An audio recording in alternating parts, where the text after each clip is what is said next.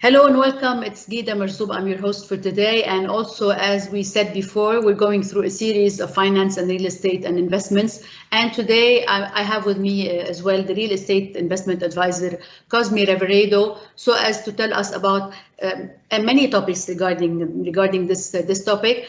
Hello, Cosme, and so happy to have you again. Yeah, happy to be here. Thanks for the invite. Thank you so much, Cosme. Today, Cosme, I want to tell you, if I'm a citizen and I'm an investor, I have 100K with me, and I don't know what to do with them. Okay, so please take care of them because I want to get them first. Sure. So what can we do? What can we do as an investor? What can investors think about doing with his money? What does he do if it's an investment, or if it is buying something, or it is asset, or whatever? Or because at the bank also sometimes when you have money sitting still, it doesn't do anything. So you need to do something with them. Yeah, that's a great question. First of all, if you have $100,000, Gita, you're in a great position to start with. But it's a great question because if you go to a bank, they will, of course, have their own planning in place in order to what you can do and what you can be exposed to with that $100,000. But it's a great question because honestly, a lot of folks are confused with what to do with their money and where they can generate the best return for themselves. So it's not it's a question that it's common, but it's not necessarily an easy question to answer. It's in the sense that everyone's in a different part of their life, right? Everyone has different risk profiles as well. Some are fairly more riskier, some are more conservative. When you go to a bank, for example, they're likely going to put you in a more conservative portfolio, right? You've heard of the traditional 60-40 portfolio, maybe. Like a 60-40 portfolio is 60% to stock market or equities, 40 to the bond market, for example. They do that simply because it helps diversify between two public investments, right?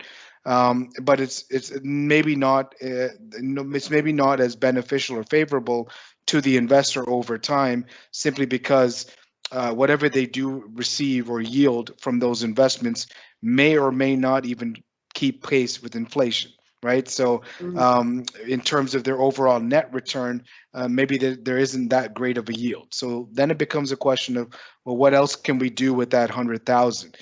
You may want to put it in a direct investment into real estate, for example. But if we're being honest, Gita, here, especially here in where I am in Ontario, 100,000 in the downtown Toronto core may not even get you to a down payment on an investment property, right? So in that sense, you may not have you may be out of luck for that case or that scenario.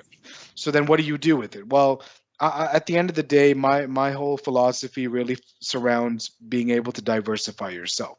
And the one asset class that maybe most folks don't necessarily think about, or most folks don't necessarily consider, is the private investment space, right? And the reason being, the private investment space isn't something that's offered at a traditional bank, like one of your big five banks here in Canada, for example. It's not something that's traditionally offered, and there's not a lot of education on it as well. So when it's not offered and there's no exposure or education to it, most folks don't even know it exists. The only ones that do know it exists are high net worth individuals, pension funds, and endowment funds. So if they're investing their money, for example, in these private investments, then you have to sort of ask yourself, well, why isn't the everyday investor doing the same thing, right?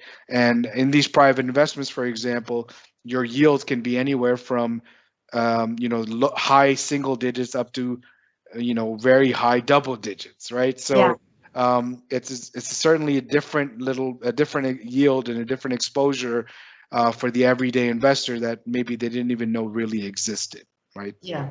Exactly, and especially that a lot of people, they always hear and they always know that you should not always put all your eggs in one basket, that you should diversify a lot of investments and everything. So as you said, probably sometimes not just buying a real estate, sometimes being able to have another investment also could be beneficiary for you. So this is also something that we need to learn more and more from people like you, Cosme, so as to be able to inform them well, especially when inflation is getting getting so high, and it's killing us because day by day the prices are going higher and higher. So it's really very frustrating, and it's really very suffocating even. Yeah, and it's even hard to stretch the value of your dollar right now as well, right? And exactly. because inflation is eroding a lot of that, you know, which is why you see a lot of a focus on maybe investing in hard assets, whether it's real estate, whether it's gold, for example, something that can hold its value generationally, for that matter, right? And can sort of outpace or at least form some kind of comfort level around rising inflation, right? And that's really what I would almost encourage everyone to, more than anything, get educated. And this is what, you know, you invited me on the show today just for that purpose, just to get educated, of course, for your viewers, of course, right? Exactly. And as you said, it's assets, it's gold, sometimes it's digital currency, cryptocurrency, and whatever. So a lot of people are also, as we said, diversifying and investing in all of these assets. Yes. One kind of or another. So definitely, as we said today, it's another session, and there's another sessions. There are other sessions coming up also afterwards. And definitely, as we said, we're going to discuss and talk in details about Equiton. Thank you so much for being with us, Cosme. Also, to watch this interview, you can go to my YouTube channel or through ghidamajzoub.com, and I'll see you in another session.